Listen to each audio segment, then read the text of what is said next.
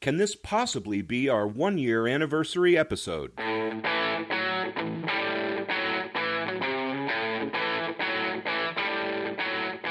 Welcome to The Hub for Important Ideas. I'm Steve James. And I'm Ken Swain. Well, here we are. I know. I can't believe it. Me either. This is our 1-year anniversary, folks. We started 1 year ago today. Well, we started our pre-production pretty much a week before COVID hit. That's right. I came up to your cottage to sort out what we were doing, do pre-production planning and stuff. I remember, and we took some publicity pictures up here that ended up on the website.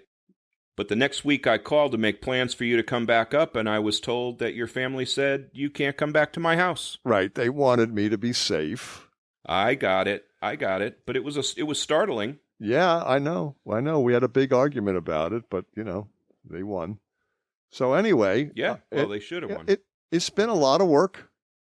And, producing this show, despite the distance and the technical hurdles we had to get over, all of that. Amen, brother. It's been harder on you than me because you're doing most of the techie stuff. Well, I learned a lot about audio editing, that's for sure. Boy, you sure did. Now you respect even more the people who've worked for you all these years when you've been a producer. You can say that again. I know. But we kept at it, again, mostly you. And we've, I think, really had some remarkable guests, and I'm really proud of the shows we produced. Me too. I think this year it's been great.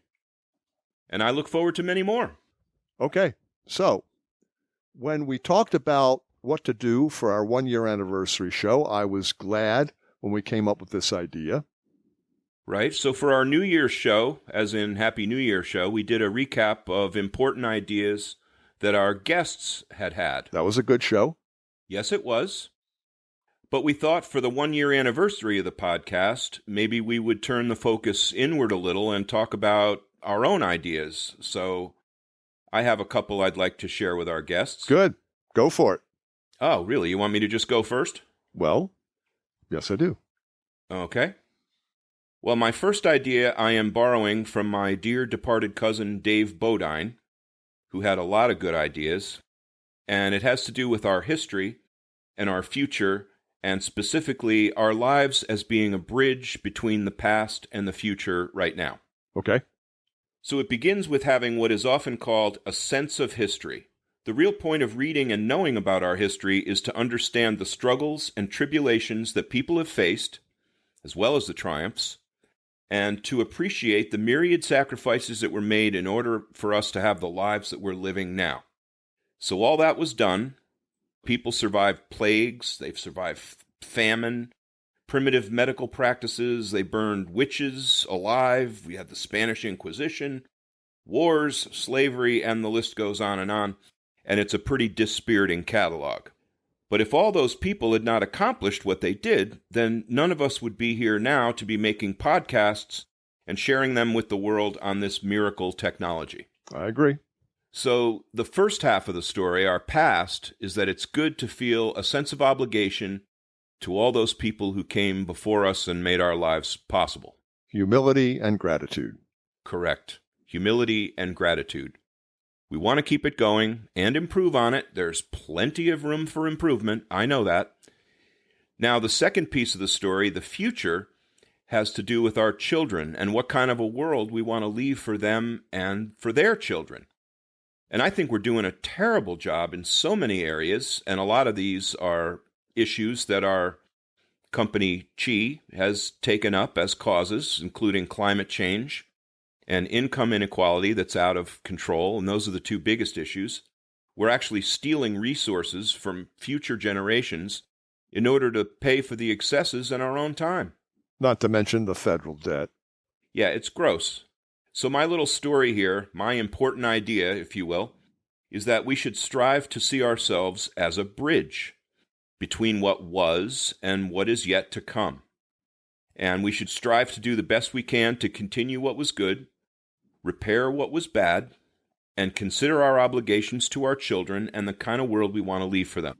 This is super critical now when big technology and artificial intelligence are major disruptors. Taking a page from Yuval Noah Harari, who I respect greatly and follow, This is the best reason to learn history, not in order to predict the future, but to free yourself of the past and imagine alternative destinies. Of course, this is not total freedom. We cannot avoid being shaped by the past, but some freedom is better than none. And that's from his book, Homo Deus, A Brief History of Tomorrow. Which I loved and found very disquieting. Everyone should read it. And don't forget your old favorite, Jacques Barzun, also a historian of some merit, some note. Yep, he's one of my favorites. And this is a funny one from him, actually. A man who has both feet planted firmly in the air can safely be called a liberal, as opposed to the conservative who has both feet firmly planted in his mouth. And political correctness... As in foot and mouth, right. Yeah, foot and mouth. And right. Political correctness does not legislate tolerance, it only organizes hatred. So that's pretty much what I wanted to contribute to this. So, Steve, do you have a big idea you'd like to share with our listeners? Yeah, I do. Okay. Every time I drive to your place, I drive through Newtown, Connecticut. All right. And I think about the horrible massacre of little children and teachers at the Sandy Hook Elementary School. And now you're talking about being a bridge to the future for the kids who survived that horrific event and who are left with that trauma for the rest of their lives. I know you'll remember this, but while you're talking about Newtown, Connecticut, I used to work there. In fact, for a number of years, I worked with some wonderful young people in their late teens, early 20s, many of whom went to that elementary school. These very well could have been the victims of that massacre, and it brings me closer to it because I still think of them. They were some of the most wonderful young people that you'd ever want to meet, filled with wonder and promise and all the things that youth brings. But I remember distinctly when that shooting took place, just staring at the television set with my mouth open. I was just thinking about all the people I used to work with. So I don't even know how to talk about that even all these years later. It makes me want to speak out about gun violence. That's what I want to talk about. I want to talk about guns. Well, bring it. Okay. We all know the gun debate has been raging for the past 22 years since the Columbine High School massacre, which, by the way, was April 20th, 1999. So another anniversary. Close to our anniversary. Yeah, not a very good one, is it? According to the Gun Violence Archive, a nonprofit group that catalogs gun violence in the U.S., 104 mass shootings have occurred in 29 states and the District of Columbia in the first 3 months of this year. Okay? The first 3 months of 2021. Gun Violence Archive defines a mass shooting as 4 or more people shot or killed in a single incident, not including the shooter. Shootings involving 4 victims now occur daily. But it is a peculiarly American problem, not shared with any major developed nation. For example, the U.S. gun death rate is 9 times as high as Canada's and 29 times as high as Denmark's. You have to wonder why there's been no action on gun elimination or regulation in the U.S. until now. Everyone blames the NRA, but we know the NRA is nowhere near large enough or powerful enough to lock up the nation this way. The non-rationality of the situation indicates to me that there's a hidden, unconscious agenda that is never discussed. I've maintained in the past that we're living in a toxic culture. To my way of thinking, repeated mass shootings is a blatant symptom of that. Yep. The current gun debate, prompted by the most recent shootings in Colorado, Texas, Maryland, you name it. The whole debate revolves around, among other things, the issues of mental health and background checks for the individual gun owners. But what I question is the mental health of our society in general.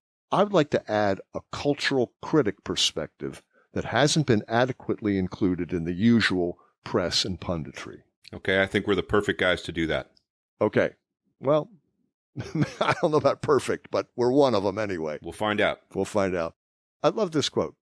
In a TV interview, U.S. Senator Bill Nelson from Florida identified himself as a hunter and said, an AR-15 is not for hunting, it's for killing. You might remember the AR-15 is an assault-style rifle that was used in the Parkland school shooting. Now, I hope the listener hears the irony in Senator Nelson's statement. As far as I know, hunting is killing. Yeah, that's a funny distinction to make. We talk a lot on the... Right.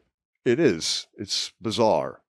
Now, we talk a lot about Ernest Becker, terror management theory, current social psychologists, and what they maintain, the social psychologists that we know, they maintain that killing living things helps one compensate for one's own death anxiety and for what is called nobodiness. On the one hand, it's an ancient antidote for the dread associated with one's own mortality. Killing an animal, especially a large, dangerous animal, and killing another human, an even more powerful act, gives one symbolic immortality. And this is a theme that's explored by Don DeLillo in his 1985 novel White Noise. Killing momentarily transfers the terror of one's own annihilation onto another creature, giving the killer transitory power over life and death. At the same time, this power imparts a sense of worthiness, of deserving more life because of the right and ability to take life away. The power to kill instantaneously, as guns provide, also has the benefit of compensating for the discomfort of being nobody important, i.e., nobodiness, a nagging uneasiness that gnaws at one's self-esteem, which is a potent defense against death anxiety.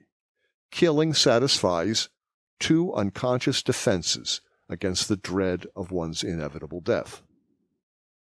Guns, all guns, from AK-47s to hunting rifles to tiny derringers, are killing machines.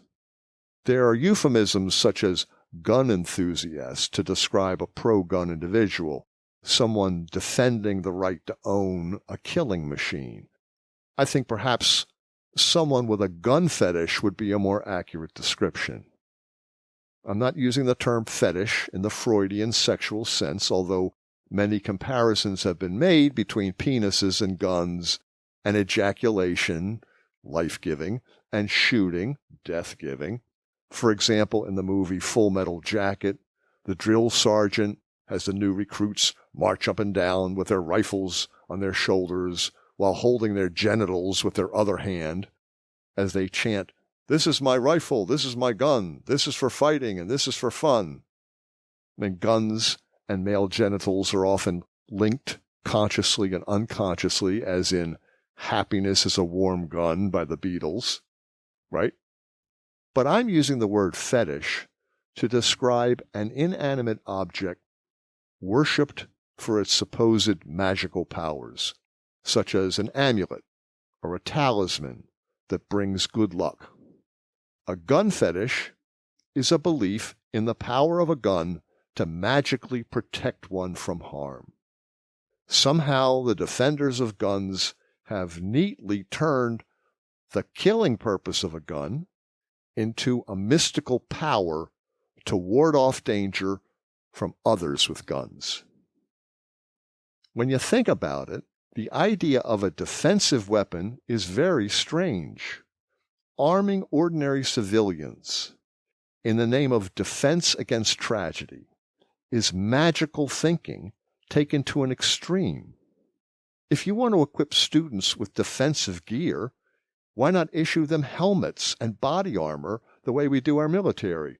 If schools are to be potential war zones where killers can roam at will, perhaps we should dress our children accordingly.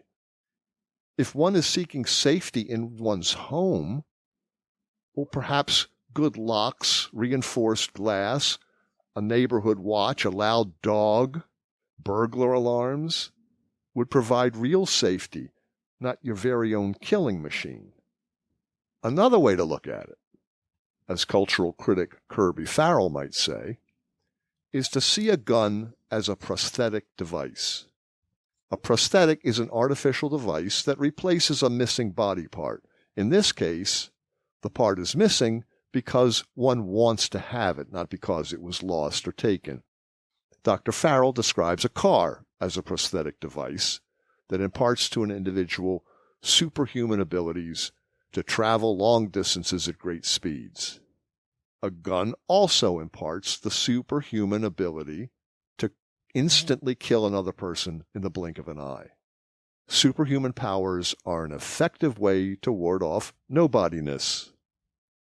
Advocates argue that guns in the home both deter crime and thwart it. But according to the Los Angeles Times analysis of data and studies on the subject in 2015, guns do neither. In terms of deterrence, the Times reported that states with higher levels of household gun ownership have higher levels of firearm crime and do not have lower levels of other types of crime. As for thwarting crime, gun advocates claim that guns are necessary for self-defense. But about 60% of the people in the U.S. population live in homes without guns. There's no evidence that the inhabitants of the homes are at greater risk of being robbed, or that they're going to be injured or killed by criminals compared with citizens in homes with guns. Instead, the evidence is overwhelming that a gun in the home increases the likelihood not only that a household member will be shot accidentally, but also that someone in the home will die in a suicide or homicide. It's a doubled risk for homicide and a tripled risk for suicide. Numerous studies have found that self-defensive gun use to prevent or combat violence is rare. The evidence also indicates that the safest, most effective response to a gun threat is to run away. Standing your ground can and does get people hurt. Then there's the canard that the only way to stop a bad guy with a gun is to have a good guy with a gun. This is a dangerous hero fantasy. As the Parkland school shooting demonstrated, the professional police officers took cover outside the school until the shooting stopped, which was the rational thing to do. Arming teachers, arming moviegoers and the like opens the very real possibility of more guns causing more shooting, resulting in more deaths. Fatal crossfire is more likely than armed good guy heroics. The idea that regulating AR-15s will do something to reduce gun violence is nonsensical. A 2017 study from Harvard and Northeastern, an analysis of the 2015 National Firearms Survey, found that the majority of new guns acquired over the past 20 years are handguns, not assault weapons. Handguns now account for 40% of total civilian-owned firearms in the U.S. A lot of people might ask, what about hunting? Okay, let's talk about hunters. There are 16.9 million hunters in the United States, which is about 6% of the population over age 16. 91% are male. Most use rifles, shotguns, and a few handguns for hunting, according to the U.S. Fish and Wildlife Service in 2013. In 2012, hunters each averaged 18 days per year hunting, what some people would call a hobby. 35% of hunters, which is 2% of the population, say they hunt primarily to obtain meat.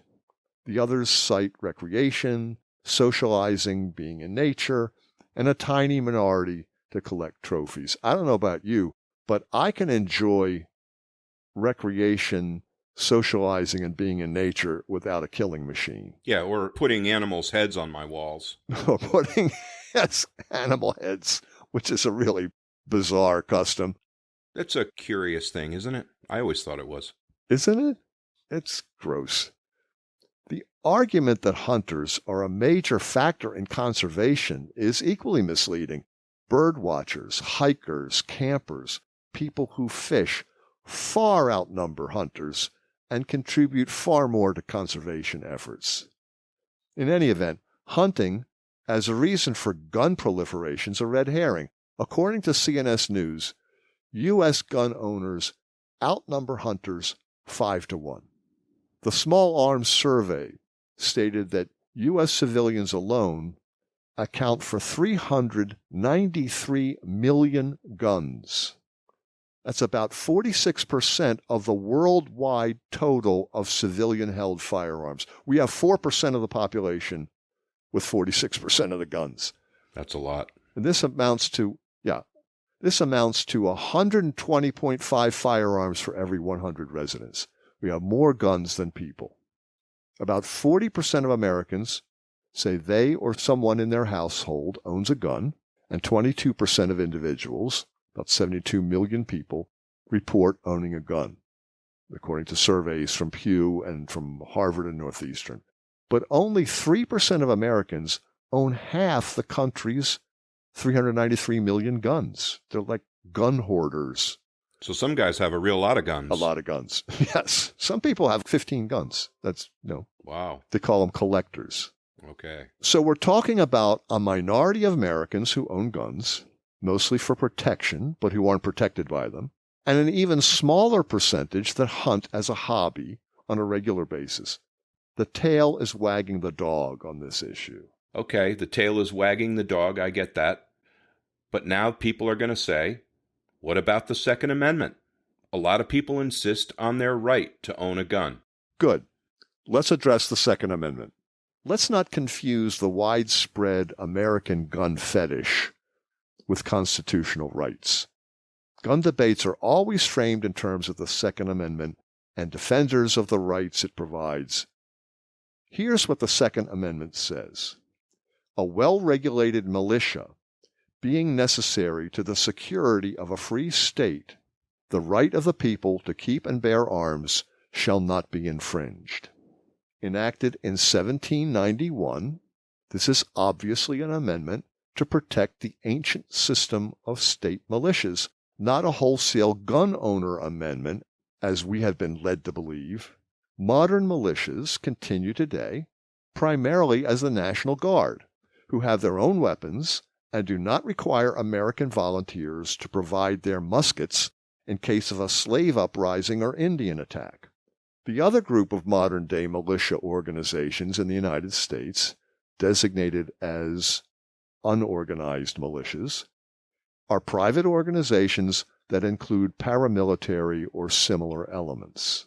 They have about 100,000 members with about 40,000 active.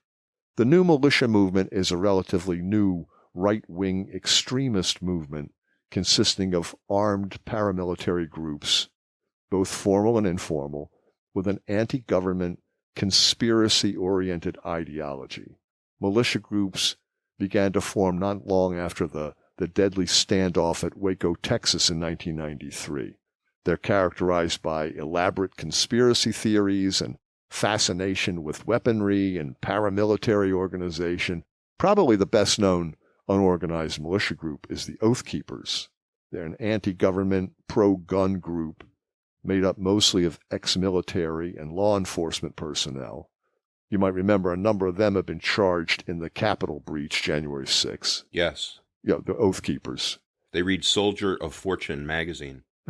Yes, they do. Another militia that's becoming better known since the January 6th insurrection is the Three Percenters.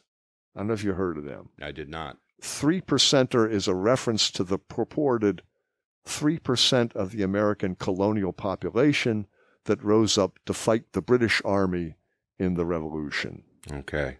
No idea if that's accurate, but that's why they call themselves the 3%ers. In nearly every state, the National Guard outnumbers unorganized militias 10-1. Now, one might argue that the amateur militias, playing soldier with their camo outfits and military-style guns, running around in outfits purchased at Dick's Sporting Goods, pretending to do battle with imaginary bad guys and seeing themselves as a heroic bulwark against an autocratic government, one that is armed with tanks, fighter planes, and drones, that all this must outstrip similar video games. It's real-life video games. But their pastime is hardly a reason for Americans to have 400 million guns. The idea that gun ownership has to do with individual freedom has an appeal to gun owners, and the rights of the individual must always be carefully weighed against the common good. In this case, thousands of people being shot to death and crippled for life every year because a minority of Americans have a gun fetish is idiotic, if not insane. The Parkland kids who experienced the terror of a mass shooting firsthand seem to agree. Okay. A majority of Americans seem to think background checks are the answer.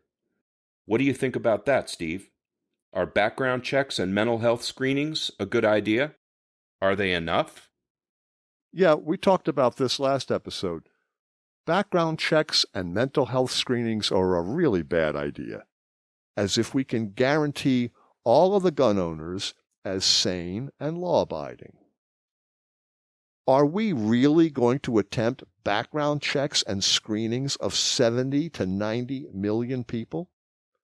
As we asked last episode when we talked to Jerry Piven, who is going to define sanity and fitness to own guns? Who is going to enforce it? It's Orwellian on many levels. Boy, that's for sure. I mean, it's mind-boggling. The mental health aspect of the debate ignores the viewpoint of many psychologists who tell us that all humans have the potential for violence. The temporary insanity defense in a criminal prosecution claims that the accused was briefly insane at the time a crime was committed and therefore was incapable of knowing the nature of the criminal act. Temporary insanity is often claimed as a defense, whether or not the accused is mentally stable at the time of the trial or not. If everyone is capable of violence, and if people with no apparent instability can become temporarily insane and commit a crime, how in the world do gun advocates intend to test for and screen the entire population for potential gun violence? We know the human mind often works by unconsciously making a choice, often for reasons not consciously known to the individual. Then the mind consciously finds reasons to support and justify the unconscious choice. I think people would be upset if they knew how often that actually happens. Well, true, but that's something that we have explored with experts. I know. That's the way the mind works. The gun fetishists, consciously or unconsciously, use the Second Amendment as a rational reason, stretched, as it seems, to defend their wanting guns. They extol the virtues of hunting for a small minority, mostly engaged in a hobby, and use arguments about protection and thwarting crime as reasons for their real agenda, which is the purchase and possession of killing machines for psychological needs. They shift the argument from guns to background checks and loopholes in laws. Let's concern ourselves less with the insanity of mass shooters and focus on the insanity baked into our toxic culture. The Second Amendment is not the issue. Hunting is not the issue. Self-protection is not the issue. The issue is the toxic American culture that relies on guns to unconsciously defend against death anxiety. Gun advocates are as adamant about keeping their magical gun fetishes as churchgoers are about their immortal souls. And so the gun debate will go around in circles intensely and indefinitely. It's an irrational debate masked in barely relevant arguments. Do you have an idea what might be the solution? In my humble opinion, the solution is to repeal the Second Amendment and get rid of all the guns. And if you've got a better idea, or dear listener, if you would like to send us an email and give us a better idea, one that prevents thousands of people from being shot to death every year, I'd love to hear it. Yeah, I'd love to hear it too. So do you think people are going to go along with that? Well, that's not the point. What is possible? The point is, what's the right and best thing to do? And I can't come up with a better idea. Okay, I get it. You don't sound convinced. Well, it's a utopian notion. My brain immediately goes to how you're going to accomplish that, and I don't want there to start being a lot of killing, right? Because that's usually what happens with utopian ideas once they get out on the highway. We've already got thousands of people being shot to death. Well, that's true. I think about my nephew who shot himself to death. There are thousands and thousands of suicides that are gun-related and alcohol-related, right? Oh, I know. Because it's too... And guns are a special form of violence that is not available. It's not the same as a knife. It's not the same as a rope. Right. All those things require a lot more ghastly handling and execution before somebody is dead from them. Right. Guns are really fast, and it's like a twitch of your finger. You're gone. After you've had 12 beers, Yep.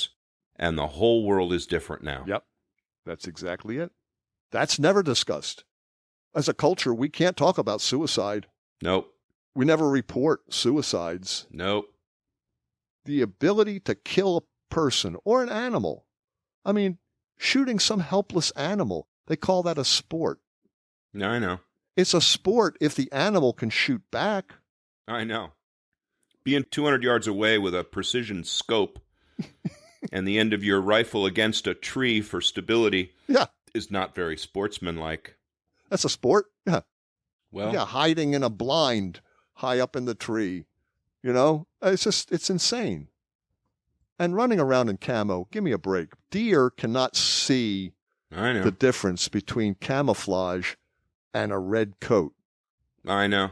Camouflage makes it more dangerous to get shot by another hunter. Yeah. You should never wear camouflage when you're hunting. That's insane.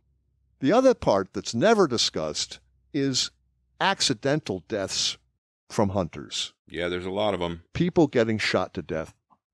Hunters getting shot by other hunters. I read a story of a woman who got shot hanging up laundry in her backyard. And the hunters claimed, we thought it was a white-tailed deer. And they didn't get arrested.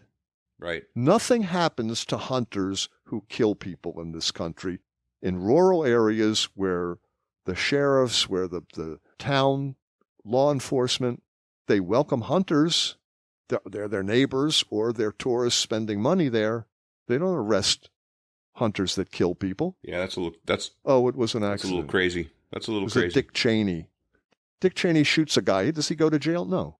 It's just a hunting accident. Anyway, in my opinion, we have a responsibility to the Newtown kids and the Parkland kids to be the bridge from the past, where there's a mass shooting every day and no one feels safe anywhere in this country, to a future where gun violence is rare and where there is no 18th century militia amendment for gun fetishists to hide behind. Maybe we can be that bridge. Maybe we can. Maybe if we forget about gun control and gun safety and focus on gun elimination. Shall we wrap this up? Okay. Okay. Folks, join us next time. Like us on Facebook. Please remember us to your friends. You can find us at www.thehubforimportantideas.com. And support us on Patreon at www.patreon.com/thehubimportantideas. We continue to be 100% listener supported. Thank you for listening to The Hub for Important Ideas. I'm Steve James. And I'm Ken Swain. Stay safe, everybody. Stay well.